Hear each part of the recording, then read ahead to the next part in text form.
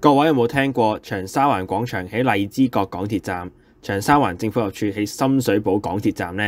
點解港鐵站嘅名有時會同嗰區嘅位置有唔同呢？又點解會出現啲唔係地名嘅站名呢？今日就嚟睇一睇港鐵車站命名嘅準則啦。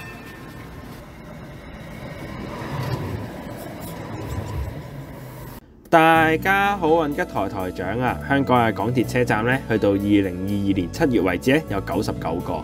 為分別各個嘅車站咧，唔同嘅車站都有唔同嘅站名啦。不過有時有啲站名咧就唔係當佢係地名嚟嘅喎。今日就嚟先去睇睇港鐵站名命名嘅準則，然後順便嚟睇下地鐵車站嘅主色係點樣決定嘅，再睇下外地一啲特別嘅命名方式，同埋補充一啲我嘅意見。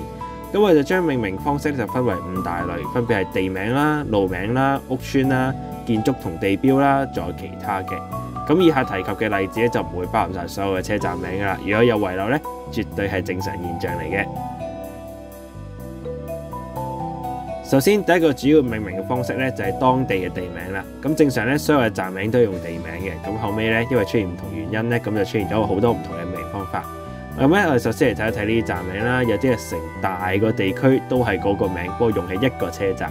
例如呢個觀塘啦、沙田啦、黃大仙啦、荃灣啦、大埔啦、屯門啦、元朗啦、深水埗啦、灣仔，咁呢啲都係香港18個行政地區嘅名嚟嘅。咁大啲區咧，甚至仲有九龍同埋香港，就泛指成個九龍半島，不過就變成得一個站，甚至香港成個城市都變成得一個站。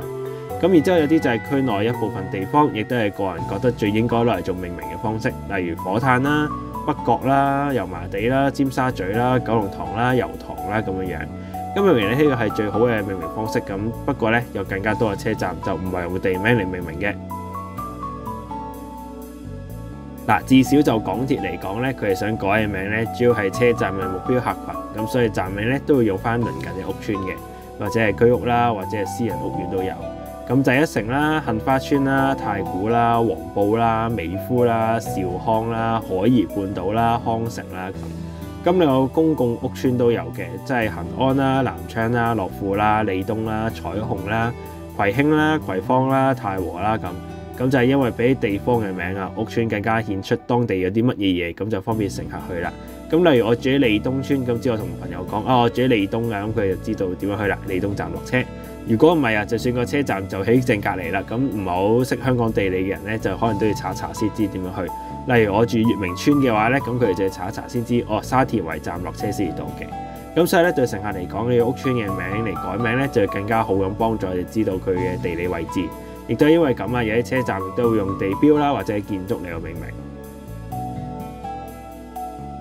咁除咗屋邨嘅名之外咧，亦都有部分嘅車站嘅名咧係用建築啦同埋地標嘅，其中就包括會展站啦。咁附近就有香港會議展覽中心，簡稱會展，咁英文都係 Exhibition Centre。咁另外就有大學啦，同埋隔離嘅中大啦，咁就有港大啦、馬場啦、迪士尼啦、海洋公園啦、車公廟啦、博覽館等等。機場啊，如果你唔用機場，用赤鱲角呢個名咧，好多外國人都唔知喺邊度落車去機場啦。咁最後就係港鐵咧，為咗推展地區特色咧，改咗一個宋皇台啦。咁所以我比較建議用翻馬頭涌或者九龍城。咁喺正常情況下咧，呢啲就係正常嘅做法。不過香港仲有一類大類嘅命名方式，咁亦都係世界上大部分鐵路系統會用嘅命名方式，就用街道嘅名嚟命名啦。其實香港有一大部分嘅車站名咧，唔係用當地嘅地名嚟嘅，而係由車站所在嘅道路位置而嚟嘅。除咗錦上路之外咧，咁仲有佐敦站啦，就係嚟自佐敦道啦；柯士甸站係嚟自柯士甸道啦；天后站係嚟自天后廟道啦。咁另外荔枝角站咧，其實就係荔枝角道而嚟嘅，咁所以荔枝角就唔喺荔枝角站，係喺美孚站嘅。咁長沙灣站啦，亦都係由長沙灣道而嚟。真正嘅長沙灣咧，其實喺荔枝角站嘅，咁所以呢個兩個站咧，成日都俾人混淆。咁甚至港鐵咧都要擺個牌提示乘客唔好出錯站啊咁。咁另外啦，太子站都由太子道而嚟啦。旺角站英文舊名阿膠咧就係源自呢個亞皆老街嘅英文。咁油麻地站嘅英文舊名就係 Waterloo， 咁源自窩打老道嘅英文。咁仲有其他例子咩牛頭角啊咁唔贅述啦。咁全港差唔多90%嘅車站咧都用以上方式命名嘅。不過咧有幾個站咧嗰啲名就由來就唔係好同啦。呢度特別提兩個車站個命名方式比較特別，分別就係欣澳啦同埋奧運站。咁咁欣澳原名就係陰澳，咁就係特別起嚟做同迪士尼轉車嘅車站。不過咧個陰字本身咧就陰沉啦、陰暗嘅意思，就唔係好符合迪士尼嘅感覺。咁所以咧佢哋就話要改諧音，咁就改做欣澳站。咁呢一個更加大嘅爭議就係奧運站啦。咁香港一路咧就冇個地名叫奧運嘅。咁呢個站原先咧叫做大角咀站，咁後尾咧港鐵都到就想話用隔離個櫻桃街，咁就叫做櫻桃站。咁最後咧就因為李麗珊咧就攞香港首面嘅奧運金牌，同埋個柏奧亦都有2個選手奪金，咁就改名做奧運站，就紀念佢哋啦。咁所以咧連車站嘅英文咧都改埋做呢個 Olympic。咁所以咧其實站名係唔一定按當地情況而定嘅，有可能咧係佢哋班友亂改嘅。咁講完車站命名方式啦，我哋再睇下另一個香港先有嘅特色，就係車站主色啦。同外地其他嘅鐵路站唔同啦，香港嘅地鐵咧每個站都有唔同嘅主題顏色，所以咧就吸引咗好多遊客咧嚟香港咧係會參觀個車站嘅。因為外國嘅車站通常都係單一種類設計啦。咁喺地鐵最早期啱啱發展嘅時候咧，就已經引入咗呢啲各個車站都唔同顏色嘅設計㗎啦。主要原因就係等唔識字嘅人咧可以用顏色去分辨個車站，就唔會搭錯站啦。咁呢個方法咧就淨係適用於地鐵嘅車站啫，唔係九廣鐵路嘅車站。九鐵咧係喺合併之後咧先開始有出現唔同嘅顏色嘅。咁決定主色嘅方法主要有4個啦，分別就係站名啦、環境啦、大站啦同埋對比色。首先就係站名，咁如果車站嘅名有顏色嘅字咧，咁就通常用嗰個字嚟做車站主色。例如黃竹坑站用黃色啦，都有嘅。咁啊青衣站嘅青色啦，藍田站嘅藍色啦，黃大仙站嘅黃色啦，咁今日仲有黃埔嘅黃埔係藍色嘅。佢哋講嘅原因就係第2個決定方式啦，就係附近環境啦。咁喺海邊咧就傾向用藍色系啦，配合翻海嘅顏色。咁喺山啊、田啊，咁就綠色啦咁。咁綠色嘅咧就山上嘅香港大學站啦，同埋個田字有何文田站啦咁。咁至於藍色咧，除咗上面講嘅黃埔咧，仲有堅尼地城站啦，同埋土瓜灣站。咁土瓜灣站都有類似嘅爭議，因為土字唔係應該用土黃色嘅咩？咁港鐵就話因為個灣字近海邊啊，先用藍色。咁點解荃灣又唔係用藍色咧？咁就係因為主要車站啦，就係大站咧就主要用鮮色例如紅色去表達嘅，例如總站嘅荃灣啦，同埋轉車站嘅旺角啦，仲有中環咁樣樣。其實我以前咧就以為係啲路線嘅顏色咧就會用嘅總站，即係荃灣同中環都係荃灣市嘅總站，所以就紅色啦。咁仲有一個就係冇原因，單係用附近嘅車站嘅對比色做分別。咁例如長沙灣站咧就因為隔離係綠色啦同埋橙色，咁就揀黃色。咁西營盤咧亦都係因為上環咧就黃色啦，咁就改做紫色。咁有啲車站咧就加入更加多嘅特別元素，例如彩虹站有彩色啦，咁不過就唔係主色嚟嘅。咁另外鑽石山站咧就有啲鑽石粒喺個山入邊啦，咁就窩打老道舊英文 Waterloo 就係為咗諷刺法國人挖鐵路戰爭輸咗，咁就加入啲法國國旗嘅元素。咁除咗車站主色咧，其實香港車站就有更加多唔同嘅特色嘅。除咗顏色之外啦，舊嘅地鐵咧好多時都用馬賽克嚟裝飾嘅。咁馬賽克就係講呢啲好細嘅方形啦，組埋一齊嘅設計工藝。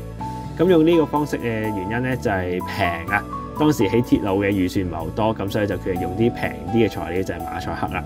咁近年新嘅車站咧都會傾向用冚板啦，咁就冇當時嘅特色，咁而係更加有科技感，好似更加乾淨咁。咁另外由港島線開始咧就毛筆書法呢個車站入邊。咁嗰時原因就係為咗緩解月台本身因為建造問題而搞到狹窄嘅壓迫感。咁後尾咧就因為受歡迎咧，就變成大部分車站都加入書法元素啦。咁另外仲有車站嘅藝術品啦，咁仲有少少時間，我哋就嚟睇下外國嘅車站有咩得意嘢啦。要提到車站命名啊，梗係要提翻中國嘅英文站名啦。為咗改得更加有中國特色咧，佢哋就將車站嘅英文名改晒做普通話拼音。嗱，本身唔係問題嚟㗎，因為香港都係用咗拼音啫嘛。不過佢哋將站嘅英文 station 改做站，咁就將重要嘅建築例如機場啦同埋展覽中心改做拼音，咁就令到外國人都睇唔明啦。咁外國人要去機場咧，到底喺邊個站落車咧？乜鬼嘢係機場咧？咁所以咧就被網民咧係大陸嘅網民啦，就話要嘅人咧就睇唔明，睇得明嘅咧就唔要。咁順便睇埋呢個站名啊，天津嘅呢個濱海國際機場，用廣東話讀咧就變咗做邊係國際機場咁樣嘢㗎啦。咁另外咧喺台北捷運啊，由於佢哋用嘅站名咧就係道路交界入邊有兩條路，咁所以都會出現容易混淆嘅忠孝新生啦、忠孝復興啦、忠孝敦化啦咁樣樣。令到唔識中文嘅人咧就可能會混亂啊。有啲站咧個名好似嘅，例如中山國小啦、中山國中啦，咁連當地人都可能會混淆啊。咁所以咧可以見用路名命名咧唔一定係最好嘅方法嚟嘅。最後嚟一個西方嘅例子啊，紐約鐵路曼哈頓地區有5個一模一樣名嘅車站，叫做23號街。咁就係用街名嚟命名咧，就可能會出現問題嘅，因為條路好長噶嘛。咁所以咧，至少台北捷運嘅命名好過去噶啦。咁除咗用路名之外啊，地名使用不當，亦都可能出現唔同嘅問題嘅。屯馬線全線通車之前咧，港鐵就將原本土瓜灣站改名做宋皇臺站，馬頭圍站咧就改做土瓜灣站。咁就係為咗將原本兩者位置交換，將問題修正翻。咁就避免港人對地名嘅認知出錯啦。咁除咗宋皇臺咧，應該叫做九龍城啦，定係馬頭涌咧？我覺得仲可以商榷。不過咧，就港人咧就成日因為站名咧就將地名混淆嘅。除咗以上土瓜灣之外咧，仲有一路講就係荔枝角站喺長沙灣啦，美孚站喺荔枝角啦，咁令到去以上嘅地方嘅人咧，可能會去錯地方啊。例如去長沙灣站啦，但係搭巴士去長沙灣巴士總站咧，咦，荔枝角站嚟，因為咁所以咧都有人提倡將荔枝角站改做長沙灣站，長沙灣站改做荔角站或者深水埗站。咁深水埗又可能因為咁咧就變成白田站咁樣。咁就係何文田站啊，就唔起何文田啦，起老龍坑嘅。咁附近就係紅磡舊區，咁所以又可能會出現混淆啦。嗰度根本就唔係何文田。咁另外就係原有地名咧，亦都可能因為咁而沒落啦。例如大角咀咧變成奧運啦，咁就變成而家住奧運，哇！我住奧運好似比住大角咀高級好多咁。咁就有老虎岩啦，其實就係而家嘅樂富，咁樂富就係一條村嚟嘅啫。就有位於彩虹村嘅牛池灣啦咁樣。咁有時咧亦都因為咁而出現新嘅地名啦，例如太子啦、佐敦啦，呢啲都唔係地名嚟嘅，就變咗當區嘅名啦。今集我哋就睇咗車站命名嘅主要方式，又睇咗命名出錯嘅影響啦。咁傳聞咧，以前嘅九廣鐵路咧喺車站起好之前咧，就要諮詢附近嘅居民，呢個站應該叫咩名咁樣。咁所以咧，嗰啲車站嘅爭議咧，通常都比地鐵嘅車站少嘅。不過當然呢個做法都有壞處啦。例如錦上路站咧，就係錦田同八鄉嘅居民就嘈，我要用錦田啊，唔得，我要用八鄉啊，咁樣咁嘈啦。咁又話不如叫錦田八鄉啦，跟住又搞好亂咁。